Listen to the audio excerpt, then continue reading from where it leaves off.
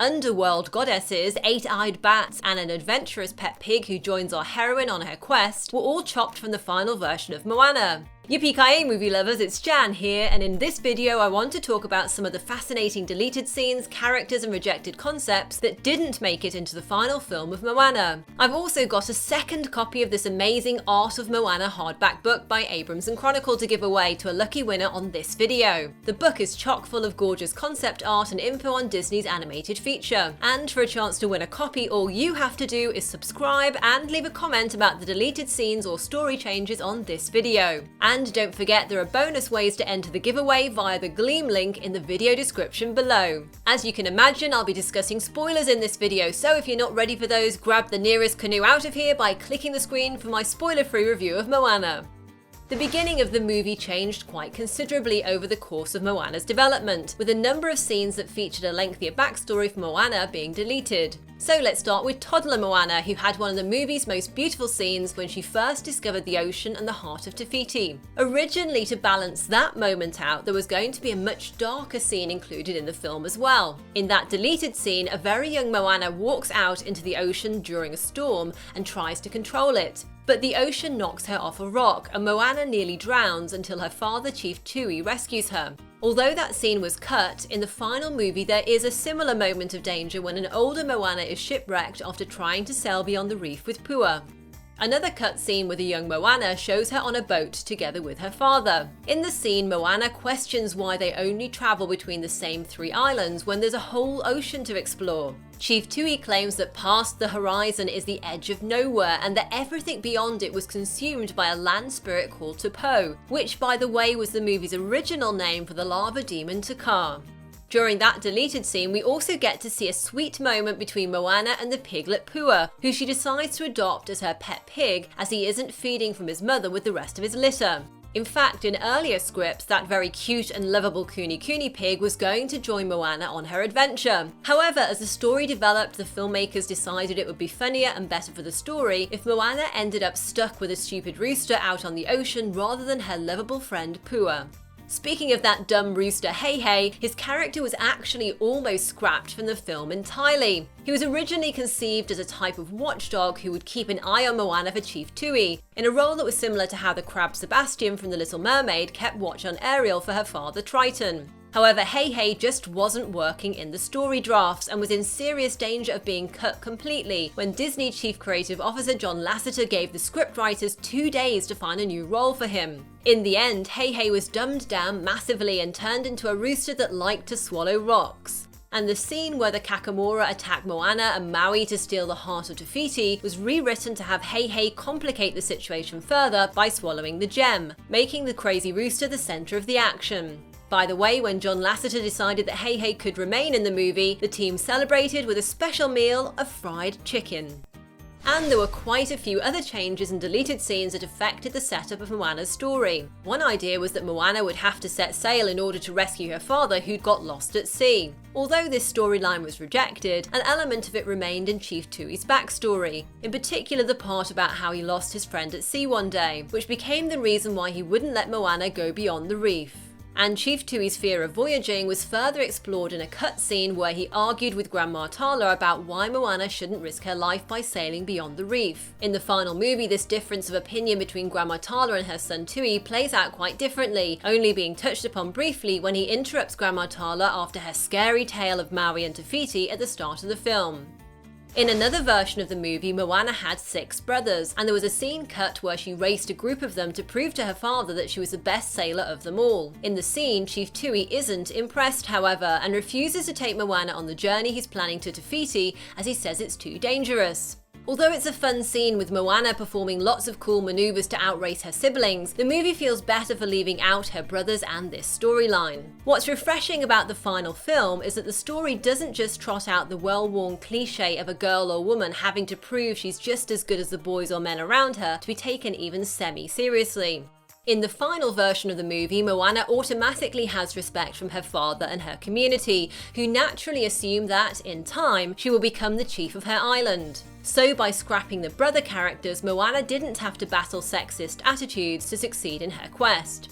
By the way, there was also an alternate ending to Moana where she didn't just have 6 brothers, but 9 brothers, all of whom she needed to rescue as they were being held hostage. Another deleted scene of Moana sailing showed that she was already a very skilled sailor before she embarked on her journey. The scene was cut because the filmmakers decided that if Moana had to learn to sail from Maui, it would provide more opportunities for humour and development between the pair. By the way, this deleted scene also offers a little peek at Hei Hei acting more like the jerk he was in his earlier incarnation, rather than the dumb rooster his character was later reworked to be. The Realm of Monsters, aka Lalatai or the Underworld, featured numerous scenes, stories and characters that sadly didn't make it into the final film. In one early version, Maui had to enter Lalatai in disguise, as he had enemies that lived in the underworld. And there's actually a little nod to this idea in the final movie, when Moana dresses up as bait to distract Tamatoa while Maui recovers his fishhook. There was also a deleted character called Hina who guarded the entrance to Lalatai. Hina would have been Maui's grandmother in the movie, and in Polynesian mythology she's a heroic goddess and companion to Maui.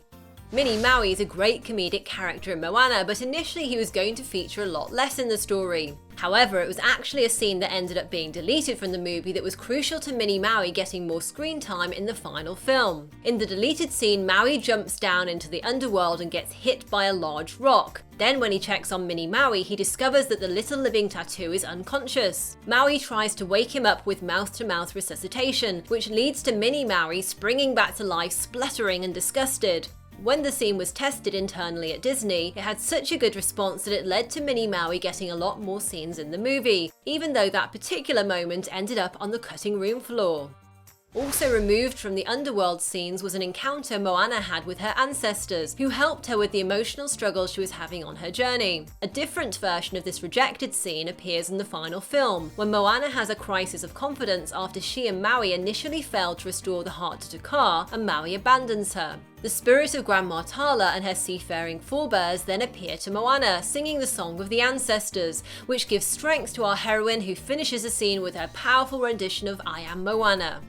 There's also a scene that was cut for time where Moana and Maui have to get past an 8-eyed bat called Walu the Wicked on their way to reach Tamatoa. The duo use a pair of conch shells to distract and confuse the creature while they get past. It looks like there might have been an Easter egg to the Little Mermaid Sebastian in this scene, as Maui pulls out a little red crab from the shell he's been using. By the way, the 8-eyed bat creature in Moana originates from Polynesian legends of Maui killing a giant 8-eyed bat that tried to steal Maui's wife, Kumulama. Concept art and storyboards for Lalatai also reveal a type of yellow brick road that Maui and Moana would have followed on their journey to Tamatoa's lair. And just before Moana and Maui meet Tamatoa, there was a deleted song they would have performed called Warrior Face. In the song, Maui and Moana psych themselves up for their confrontation with the villainous giant crab. The song was written by Lin-Manuel Miranda and was based on the Polynesian traditional haka dance. It didn't make it into the final film as the directors felt it showed Moana and Maui bonding too early.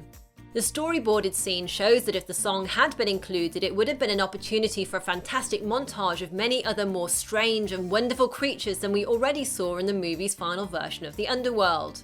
But that wasn't the only song deleted from the film. There was another cut song about the legend of Maui. It was called Unstoppable and combined elements of Grandma Tala's opening story and Maui's song You're Welcome. By the way, before the shiny, collecting obsessed crab Tamatoa became part of the film, earlier scripts featured a headless warrior character who collected things and was based on an oceanic myth. However, of course, the headless warrior didn't speak, so the filmmakers decided to combine his character with a giant crab character that, again in earlier scripts, was going to attack Moana and Maui at sea. And that's how Tamatoa, as we know him today in all his blinginess, was born. Initially, the Kakamora weren't as aggressive as they turned out to be in the final film, and they weren't little coconut villains either. Instead, they were originally based on oceanic legends of the Kakamora, who are short, hairy, and mischievous hobbit-like beings. And according to head of story David Pimentel, the Kakamora in Moana were going to be little party animals. However, because the filmmakers wanted them to pose a real threat to Moana, they made them much scarier, and inspiration for their design came from the war boys in the movie Mad Max Fury Road. Perhaps the craziest concept that was rejected by the movie's team was a story about a time-travelling Moana. Moana as we know it is actually set around 2,000 years ago, but in the time-travelling version of the movie, Moana was a modern girl who travelled back in time and met her ancestors. Now, what do you think about the deleted scenes and characters? Are there any you would have loved to have seen in the movie? Make sure you comment and subscribe for your chance to win this amazing hardback book, The Art of Moana. And if you enjoyed this video, do please like and share it, and turn on your notifications for Flicks in the City to stay up to date. Click or tap below to watch more Disney deleted scenes or more of my Moana videos, including how Maui's story almost ruined Moana. Thanks for watching and see you next time, yippee-ki-yay movie lovers!